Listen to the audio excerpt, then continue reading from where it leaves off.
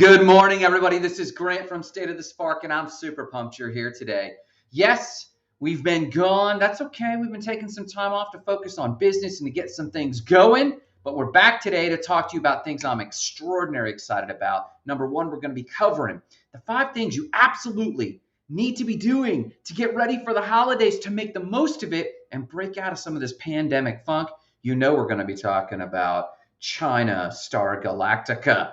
And what does that mean for you? And what are they doing in space? We're going to be talking a little bit about what Confucius has to say about what the noble-minded thinks about. But before all of that, you know we're going to start with a morning cup of gratitude. Like the show, share with a friend if you need some warm way to start your morning with gratitude. Even though I haven't been doing the show over the last few weeks, remember we've been traveling to North Carolina. We've been doing some real estate stuff. We've been building up the company. Doing a lot of stuff that I'll share as time goes on. But one thing I haven't stopped doing is I haven't stopped starting my morning with gratitude. Have you? I want to hear what you're grateful for this morning. If you're stopping by the show in the morning, or if you're stopping by the show at 2 in the afternoon, I don't care. I want to hear what you're grateful for. That's the only thing that matters, really. Do we have a heart of gratitude as we go through this life? And I want to sow that seed into your brain this morning. So what am I grateful for? Man, I'm grateful for my workouts. Marissa and I have been making it to the gym in the afternoons, and it's just been awesome. It's been a good time together for us to kind of shake off the cobwebs and pattern interrupt ourselves. You got to pattern interrupt yourself. You know what I'm saying? Like sometimes the law of hypnotic rhythm can just get you locked in. And so we've been taking our own medicine and making sure that we are mixing up our schedule, that we're mixing up what we're doing, which is partly why you haven't seen me here. Is I've just been trying to mix everything up because I need new stimuli. If I tell you guys all the time, here's new stimuli, change things up. If you keep doing what you've always done, you're always going to get what you've always got. So I don't mind pattern interrupting myself in order to find what does work and what does stick. And doing this show, doing my morning routines, those do stick. Spending more quality time with Marissa does work. But us also mixing up our coffee shop also works, changing things up that way. So sometimes continuity works, sometimes mixing it up works. You won't know unless you experiment. That's what I'm grateful for. What are you grateful for? Good morning, Rut. How are you doing, man? I see you posting or liking this morning. There's the Ojedas. Good morning, Jessica. Boom. She's up and at 'em this morning. She's been doing great stuff with her garden. I still follow. Yes, like I said, I haven't been on the show as much, but I've still been following you guys because I just, like I said, need good inputs. But that's what I'm grateful for, mixing things up, getting our afternoon workouts. What are you grateful for this morning? And how are you going to start your day with gratitude? Let's talk about other news. Yep, some things change, some things never change. I know that when I got back from North Carolina, we did a few shows. One thing that doesn't change is that I love transitioning. No matter. So this morning, what does Confucius say the noble-minded think about? This is from my study time this morning, so I can't claim this, and I don't have a link for you. I do recommend you pick up the Analects of Confucius. Come on now. Listen. Confucianism isn't some religion, so if you're stuck in Christianity and you're like, oh, I don't want to read that other mess, it's not religion. If you read the book of Psalms, you should definitely read the Analects. They're very uplifting. Let me give you this one from Confucius. He says, the master said, the noble-minded are clear in their thinking about duty, their social obligations. And then he goes on to say, little people are clear about profit only. Let that sink into you. The noble-minded are clear in their thinking about duty. Little people are only clear about profit. Wow! Was he talking about this 1,600 years ago or whatever it was? Yes. You need profit. If you've got a small business, in fact, I was talking to a ministry and they sell books, and we had this dialogue about should they give their books away for a donation, hint, hint, get around sales tax, or should they sell the books for profit? Listen, Whether you're a nonprofit organization or a ministry, you need profit. In fact, if you were a coaching client of mine, I was talking to another coaching client yesterday afternoon over coffee. I told him, and he's doing good on this, and I told our own website team, you got to raise your prices. You got to have more profit. But I deeply encourage you to spend even more time thinking about your duty, your commitments, your role in community. And no, I'm not talking about this stodgy communist government, your duty to the government. I'm not talking about that. I'm not talking about patriotism. I'm talking about your special duty, your duty to other people on this species, your duty to this planet, your duty to your family, your duty to your clients, your duty to, if you're a nonprofit, your duty to the recipients of your nonprofit. And that duty is to be thoughtful of more than just profit. You've got to be profitable. That's part of your duty, but it's not the only part. So I bring this up because it's the 1st of September, and September is a cool month. You know, there's not a lot going on. Maybe it's Labor Day, right? That's coming up. But as it comes to organizations, small businesses or organizations who are getting ready, if you're a nonprofit, you're getting ready for donor drives. If you're a small business, you're getting ready for the holidays, I think. And Q3 is wrapping up, and Q3, especially the last month of Q3, is your moment to seriously assess how you're trending for the year. Because there's not much time, even if you had like an A+ Q4, if you've had a stinker the rest of the year, it's hard to bring your average up. It's like in school. If you got all D's, the final test, you could score an A on the final test. That won't necessarily get you an A in the class. It might just barely bring you up to a C, right? As it comes to small business, September is an important month because you still have a month to hustle and get your average up higher by really performing well. But from a management perspective, it's an important month because you want to go into September to your teams, to yourself, to your spouse with some serious vision. Hey, we need a Q4 to look like this, so I need September and this preparation of September to look like that. August is usually full of back to school. Everyone's getting out of the summer and they're getting back to school and they're so focused, and there's some busyness around August, and the holidays seem so far away. But as soon as August ends, September begins. And September begins, and suddenly it's like October is like next month, and Octobers are usually busy because everyone's trying to stuff in all of their personal planning and their personal stuff in the month of October because they know November and December are just like slammed. They might not even have anything on the counter, and they're like, I'm packed. With what? I don't know. It just gets packed. So September feels like it's a low, calm month between August and October. But if you've run an organization, whether you're an operator, whether you're a business owner, whether you're a director of a nonprofit, Septembers are often underutilized. And that's partly why we've got our points today in the show. We'll get to that in a second. But I want to encourage you on this quote from Confucius.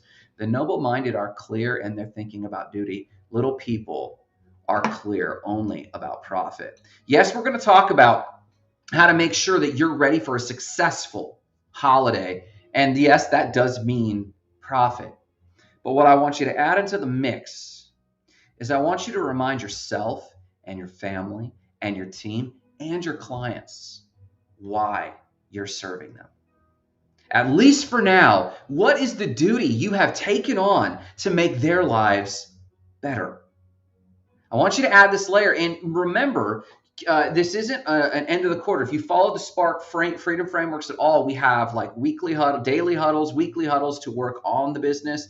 And then we have monthly huddles to kind of debrief and look at your numbers. And then we have quarterly realignment meetings with your key team offsite. And I recommend that you prep for an awesome Q3 to Q4 transition. And I want you to add into that a reminder of your vision so that as you guys endure, which is not always easy, to endure the trials of the holidays, you have a North Star. You have a compass. And that compass is pointing to, I'm looking at my poster over here. I want you to include in this quarterly review, if you've been remiss about it, what are your values? Spark's values are freedom, community, openness, and understanding. What is your purpose? You guys know Spark's purpose. Igniting lives of explosive significance. What do you think we're here for? Igniting lives of explosive significance. But what are our brand promises? What are your brand promises? Ours are to educate, encourage, and empower. We love that. To educate, encourage, and empower. And what's your insane goal? And for us, an insane goal for the website company, an insane goal is that every small business in Polk County has a respectable website and web presence. That's an insane goal for the website company. I'm still formulating it, in all honesty, for the training company. We need a good, insane goal. Incorporate this into your quarterly meetings at the end of September, but start thinking about it now. So I wanted to encourage you that. So let's skip ahead. What's another piece of other news? China star Galactica. So China's going to build a mega spaceship in space a mile long. Have you seen this? This is awesome. And it's awesome for many reasons. But China is pulling proposals now to build a plan to study how to build a giant spaceship. There's all these research proposals coming into the National Natural Science Foundation of China, which is part of the Ministry of Science and Technology in China. You know, one thing you can't accuse China of is playing small. They got a huge population. If you look at the top 20 largest cities in the world, I think like 10 of them are Chinese cities you've probably never heard of. They're huge. They do things huge. I got a lot of respect for it, actually. But what they're looking for is new, lightweight design methods, because they're trying to limit the amount of construction material required to be put into space. Now, you gotta assume they're going to be doing some 3D printing in space, but 3D printing also requires raw material.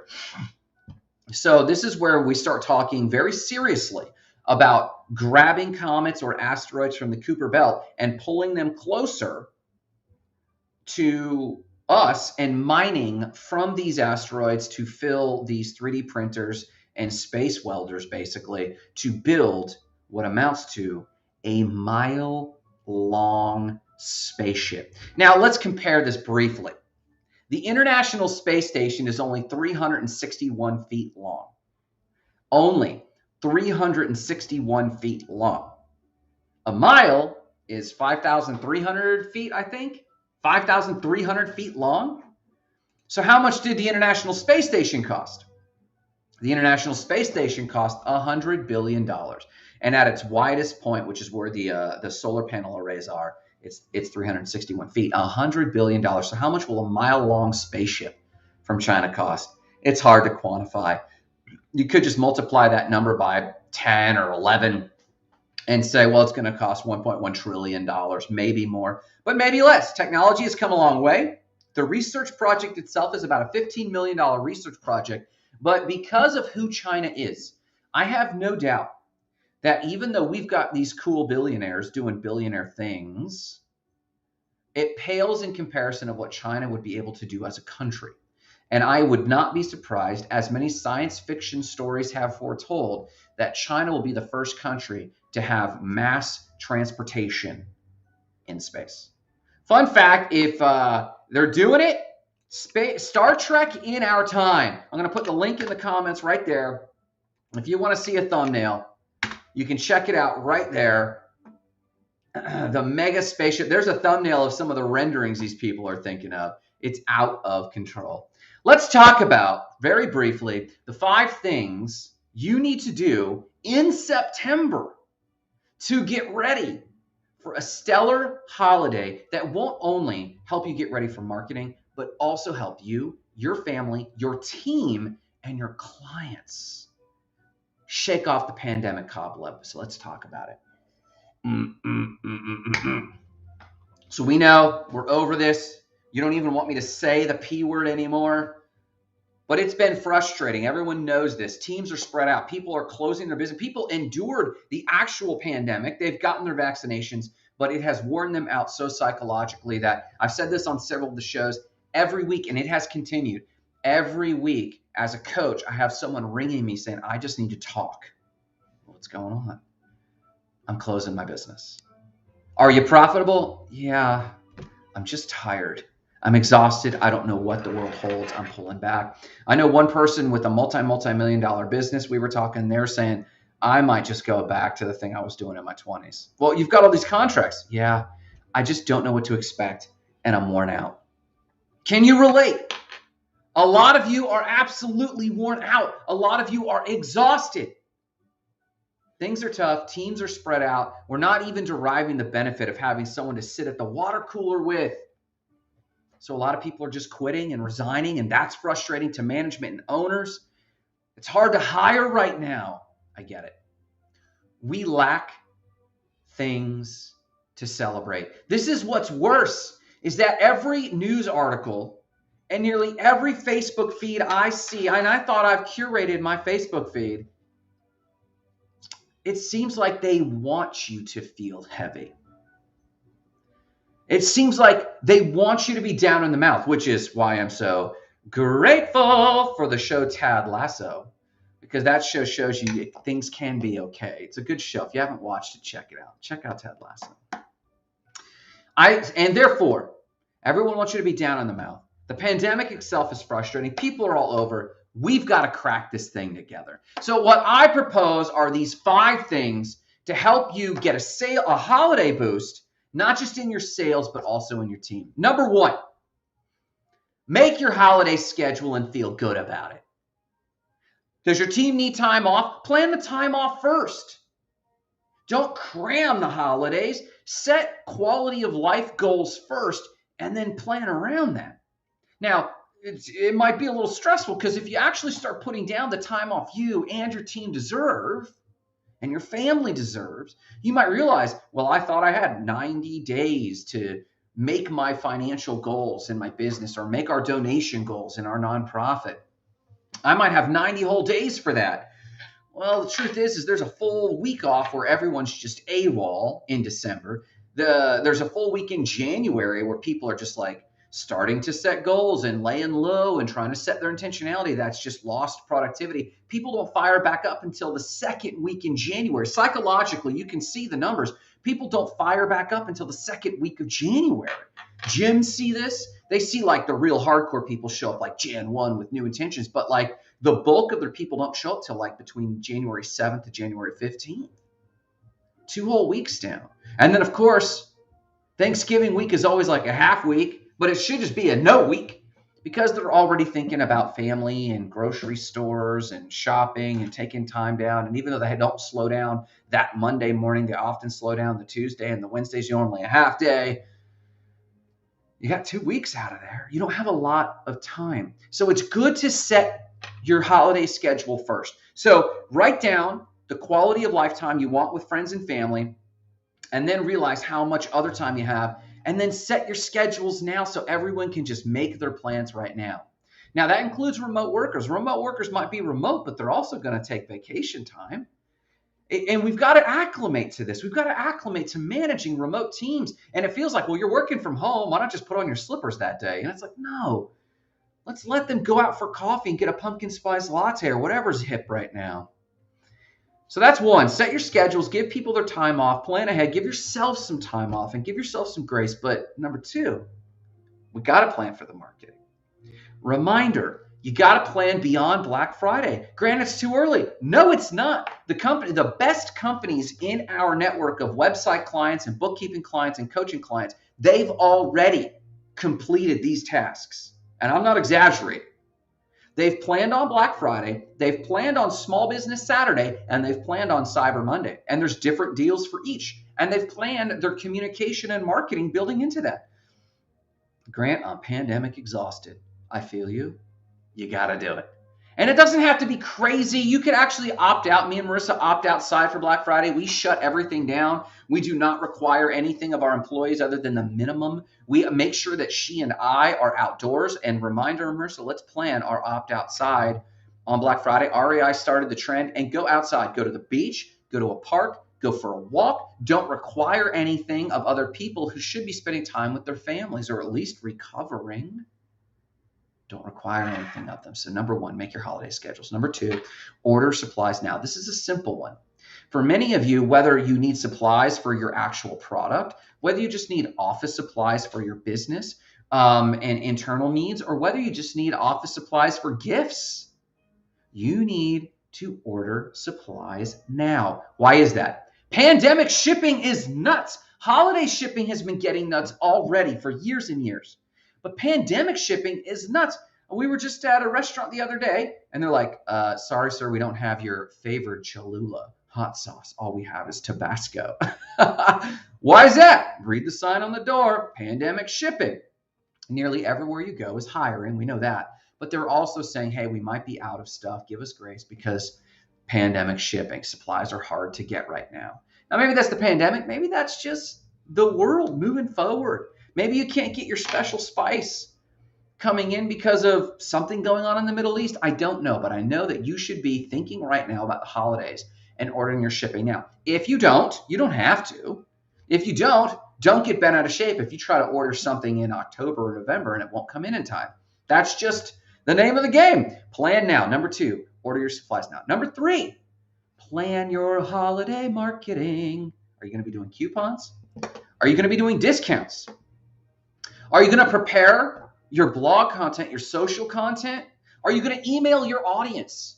Plan your holiday marketing now. If you're going to be working 40 to 50 hours a week as a small business owner, maybe more if you're a small business owner, if you're just a normal employee or you run a sane organization, maybe it's 35 to 40 hours a week. Carve out 10% of that time to literally write content. Don't delegate it unless you have someone who's good at it and that's their job, but you need to get it done. Now for us, for Opt Outside, I think we should run a discount plan for the website company maybe, but I want to increase the discounts we do on Small Business Saturday and Cyber Monday. In fact, I'm even thinking about opting out of Small Business Saturday myself and just focusing on Cyber Monday. We'll see because the website company is a little different, but we'll see. But I'm going to work on my marketing for that in terms of communications to clients. I'm going to put out a communication today to clients in prep for the holidays. And it'll kind of follow the vein of the show. But I'm also going to then begin to prep, hey, what are we going to say about Thanksgiving, New Year's, Christmas, any of these other holidays that the public celebrates. So number 3, plan your holiday marketing in September. Do not delay this till October. You want to go into October with the content ready to start putting out, because if you're going to sell anything for Black Friday, Small Business Saturday, or Cyber Monday, if you're going to hit any of those, you need to have content brewing October. You need 6 weeks of marketing to prep everyone's brains to think about you during that holiday. So 6 weeks, that's October 1. Your marketing's got to be done in September. Number 4, update your web presence. Update your web presence. Now, check this out.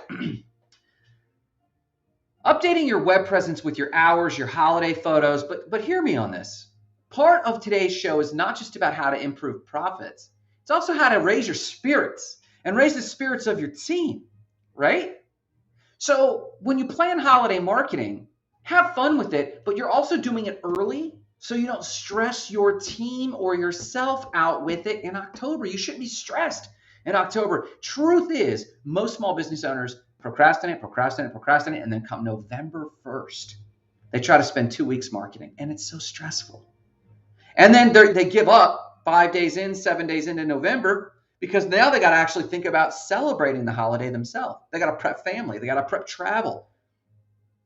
Get your marketing, number 3, get your marketing done now so that you're serving everyone and you're making an environment where you can raise everyone's spirits by just being prepared. That's part of your duty, to be ready early. Number 4 is update your web presence. Now, update your hours. Update it on Google My Business. Update it on your website. Google loves that. But here's another little thing you could do. Create festive social media icons relevant to you. If you don't celebrate Christmas, that's fine. What do you celebrate? But decorate your web presence. Decorate your social media banners. Decorate your social media profiles. You're going to be putting out holiday content, but raise everyone's spirits and have fun with it. Decorate your email newsletter. Have fun with it. Don't just be cliche. Don't just use templates. Add your personality. But send out the message of festivity this year. I don't care what holidays you celebrate, but it is the holidays. And we should literally lavish in them this year because we don't have much. Let's celebrate this and let's celebrate togetherness. So yes, update your hours. Yes, update your offerings. Yes, update your pricing. Yes, update your photos. Have latest and greatest photos. But I encourage you to go into Canva, open up, and create new social media profiles that say, happy 2021, we made it. Let's do that. And number 5, get festive. Find ways to decorate. Decorate your background. Zoom's got plenty of backgrounds. Decorate. I know that we do so many remote meetings. Spice up your outfit to be holiday themed. Crack the code on holding Zoom meetings, but holiday parties with Zoom. Send Secret Santa gifts to your remote team or to your clients, and then open them together on the Zoom show. Find ways to get festive. Find ways to celebrate with one another. Watch It's a Wonderful Life together with a watch party. I know that we're talking with our friend Natalie Kale about watching the second half of the Leverage season together. Marissa and I always tend to start Harry Potter and Lord of the Rings during Christmas. Get festive. Make hot chocolate. Celebrate yourselves and celebrate people around you. Guys, someone asked me on TikTok. We're talking a lot about stuff on TikTok. Someone asked me, do I believe in reincarnation? Because, you guys know I come from a strong Christian background. You guys know I'm open to a lot of stuff, though. And I don't know. I like the idea of energy moving along. But one thing I do know is I have this life. That doesn't mean I doubt that I have other lives. I just can't prove what's next. And a lot of you guys are down in the face. And I want to encourage you. January 1, I love a lot of personal development speakers and trainers don't like the idea of setting holiday New Year's resolutions. I love it. I love the holidays, build up to it. I love it because we need psychological leverage to lift our spirits. Yes, you got to work on profits, but I encourage you to look for ways. Find these 5 ways. So if you're just now popping in real quick, the summary is make your holiday schedules now so that you don't stress everyone out. Let them plan right now. Order your supplies now because pandemic shipping is crazy. Plan your holiday marketing now so you're not stressing your team out with having to write and create a ton of content, cramming it in just before the holidays. Number 4, update your web presence, not only with your hours, not only with new photos, but also with festive images. Do banners and do social media profiles. And number 5, find ways to get festive. Crack the code, man. Figure out how to send gifts. Figure out how to do Zoom fun. Figure out how to love people. Figure out how to text them. Use every communication tool you have. And if you can, meet in person with people. Get festive. Celebrate. Watch holiday movies. Listen to holiday music. You do you. But make sure you have fun with it. Make sure you're celebrating life. Make sure that you're celebrating one another because for all we know, this is all we have. Listen, go into this great weekend.